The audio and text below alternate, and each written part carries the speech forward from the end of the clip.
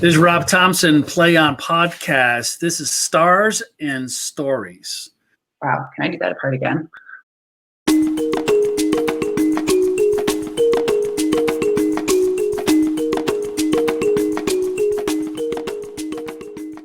And we have two stars here, Ari and Danie. How you guys doing from BC?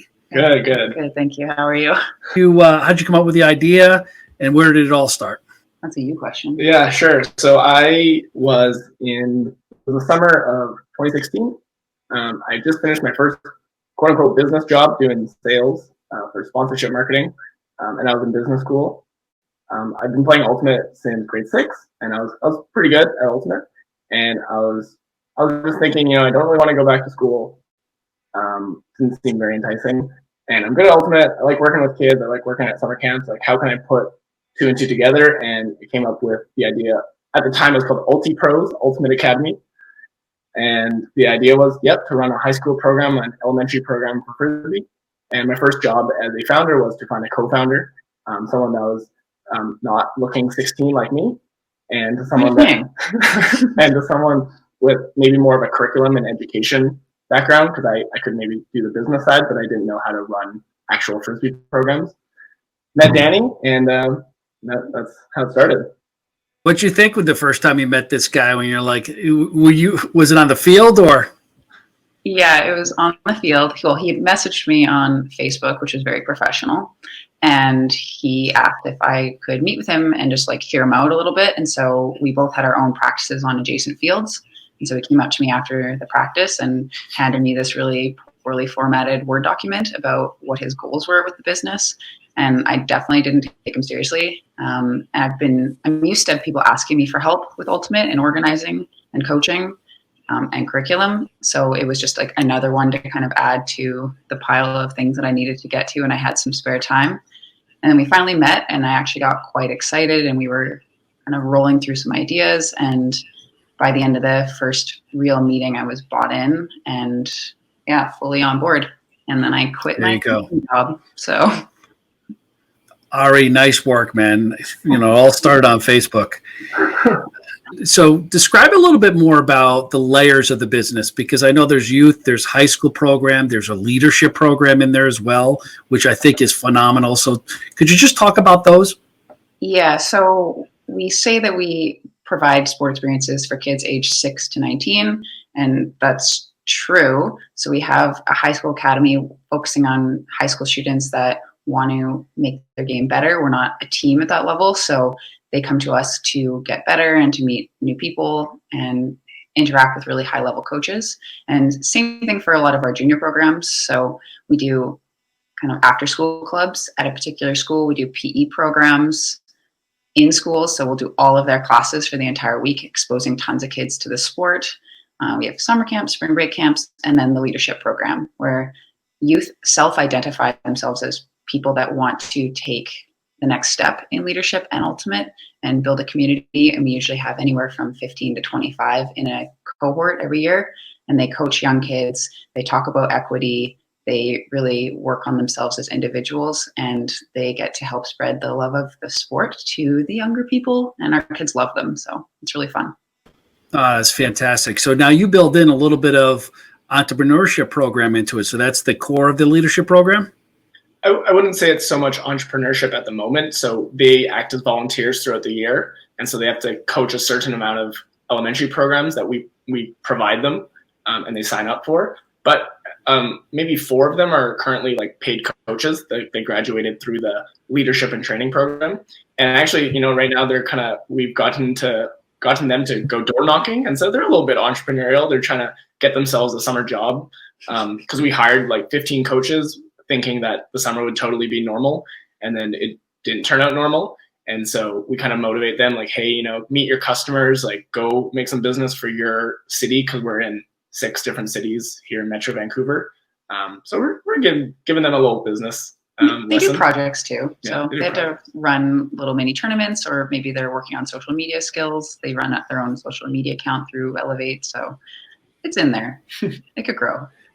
Just talk about the entrepreneurial spirit that you both have and how you started this program. You've won an award right? An entrepreneurship award out there. So let's talk about that part of your journey. Sure. I mean, I feel like I like reading books about entrepreneurship or listening to podcasts, but in all those stories, they're always like, yeah, when I was 12, I sold baseball cards out of my locker, and I always had the entrepreneurial spirit. And for me, I never had it. I never thought I would run my own business.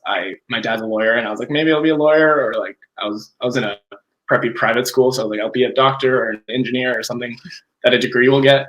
And I don't know, it honestly came to me. I was in my bedroom with my journal, and I was just literally putting, I like kids and I like Frisbee. Can I make a Frisbee school for kids? And it worked out. So I think I've really dived into the entrepreneurial spirit since then, reading a lot about how to, learn and grow my marketing skills and sales skills. And I've learned a lot, but I never really had the spirit coming up as a kid.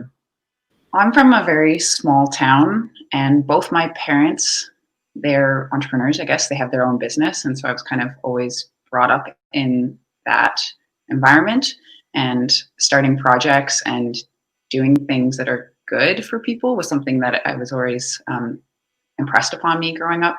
And then I ended up going to the University of Victoria. I started playing Ultimate there. I got a degree in physical education because I wanted to coach kids and run tournaments and be involved and create good memories for people and a community. So I started teaching physical education and running tournaments for fundraising and coaching 5,000 teams at the same time. That's kind of my journey up until this point. So, Guys, what strengths do each one of you bring to the table that makes that, that partnership has to bond, right? Because one does something really better than the other. What are those things that you guys both kind of focus in on? We kind of simplify it by saying he gets the business and I keep it. So Ari can talk a bit about what he does, but my role has evolved into staffing, coaching, HR, those kinds of things, curriculum development.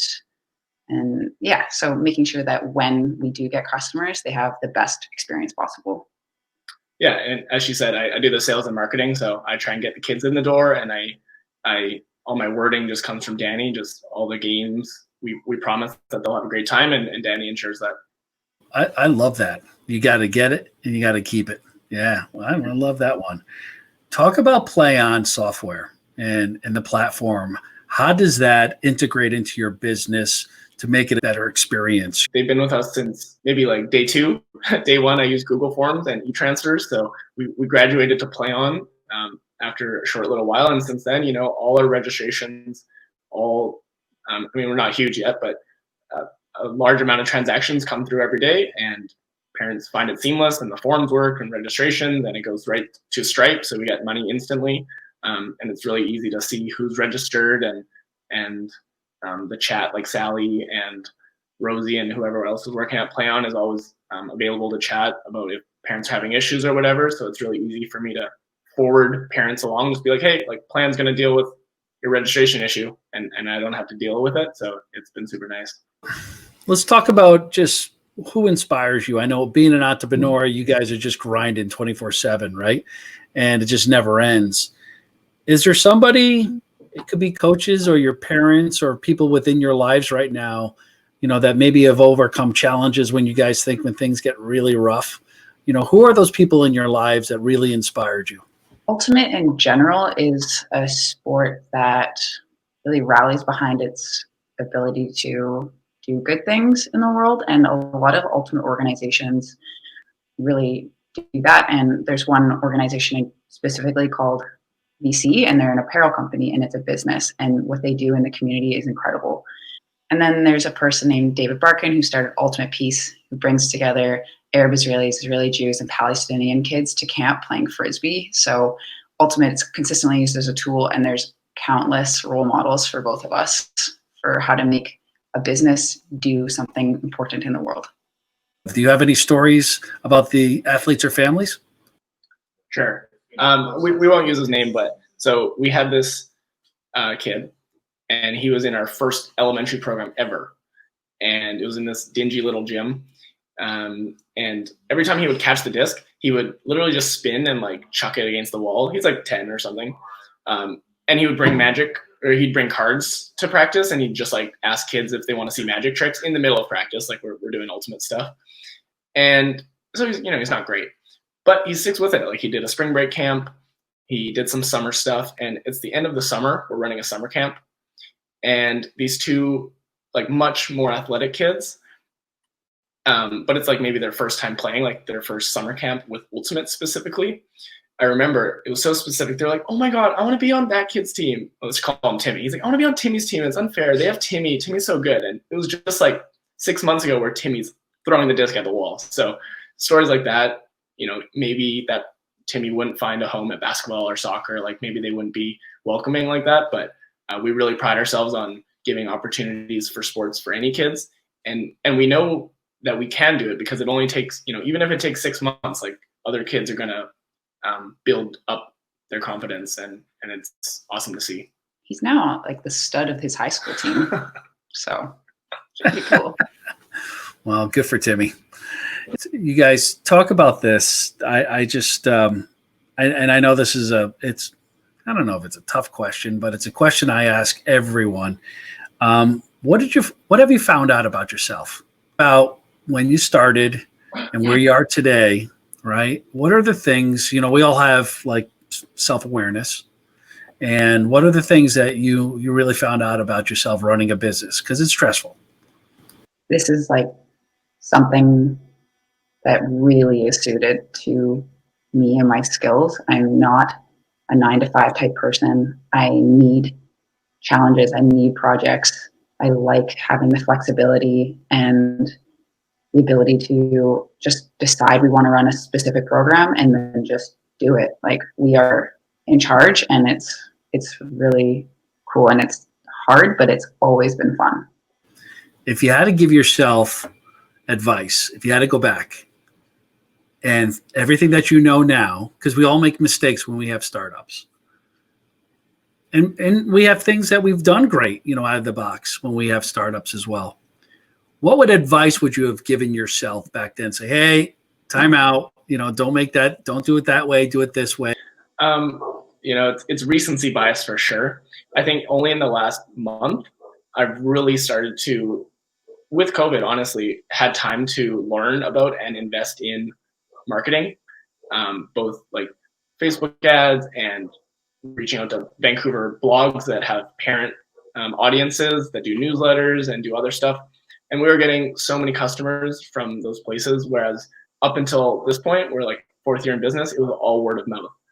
And maybe like when we ran our PE school programs and stuff, some kids would trickle in from there, but we really had no way of getting new customers apart from parents being stoked by their kids' experience. So, which is great. It's great to grow organically, but if I could go back in time, I'd be like, hey, take the money that you earned from your after school club and invest it in these like 3 blogs. And I bet we would have done way better back in the day.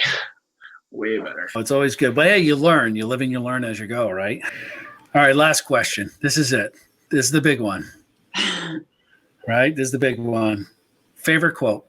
What is your favorite quote? That one quote, if you have it on the wall, like Notre Dame football, they'd have that quote, they tap it as they go out. What's your favorite quote? What's that thing that you look at and think about? I always think about never stop starting. And the reason why that's important for me is that every time I'm like, oh, hey, this is chill. I could get used to this lifestyle. And then to remember that there's more we could be doing. We could be empowering more people. We could be getting more kids playing sports, being healthy, having fun. There's always more. And so being unsettled is important.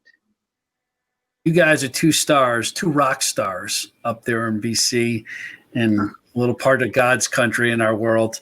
On behalf of Sally Ann and everybody at Playyon, we want to thank you for your time and being on the podcast today and sharing your story and your enthusiasm and your energy with us. And so we wish you the best, all the best of luck. Thank you. Thanks, Rob. Thanks, Playyon. Wow. Can I do that part again?